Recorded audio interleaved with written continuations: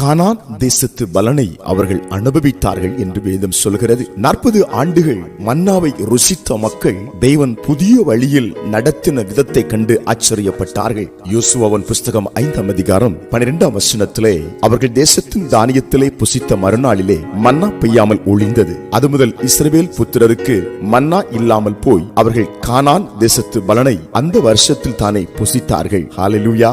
அன்புக்குரியவர்களே, தெய்வம் நடத்துகிற பாதை மிகவும் ஆச்சரியமாய் இருக்கும். 40 ஆண்டுகள் ஒரு ருசியான ஆகாரத்தை கொடுத்து அதிலே அவர்களை ஆரோக்கியப்படுத்தி அதிலே அவர்களை மகிழ்ச்சியாக்கி அவர் நடத்தினார். ஆனால் எப்பொழுது கானான் தேசத்திற்குள் அவர்கள் காலடி எடுத்து வைத்தார்களோ அப்பொழுதிலிருந்து வேறு விதமான ஆகாரத்தை, வேறு விதமான ஆச்சரியமான வழிகளை காண்பித்து ஆசீர்வதிக்கப்பட்ட ஒரு நிலையிலே அவர்களை நடத்தினார். அதே ஆண்டவர் இந்த நாளிலும் உங்களை நடத்துவார். ஹல்லேலூயா. நீங்களும் இந்த நாள் கானான் என்று ஆசீர்வதிக்கப்பட்ட ஒரு நாளை போல கர்த்தர் காண்பிக்கிற அற்புதத்தை காணவும், கர்த்தர் நடத்துகிற வழியிலே நீங்கள் ஆச்சரியமாய் நடக்கவும், கர்த்தருடைய ஆசீர்வாதத்தை தங்கு தடையில்லாமல் பெறவும் ஏற்ற ஒரு நல்ல நாளாய் இந்த நாள் அமையட்டும் என்று உங்களை நாங்கள் ஆசீர்வதித்து உங்களுக்காய் மன்றாடுகிறோம். அன்புக்குரியவர்களே, 40 ஆண்டுகள் அவர்கள் சந்தித்த எத்தனை நெருக்கங்கள், எத்தனை போராட்டங்கள், எத்தனை வியாகுலங்கள், எத்தனை மிரட்டல்கள், அத்தனைக்கும் தேவன் ஆச்சரியமான முடிவை கொடுத்து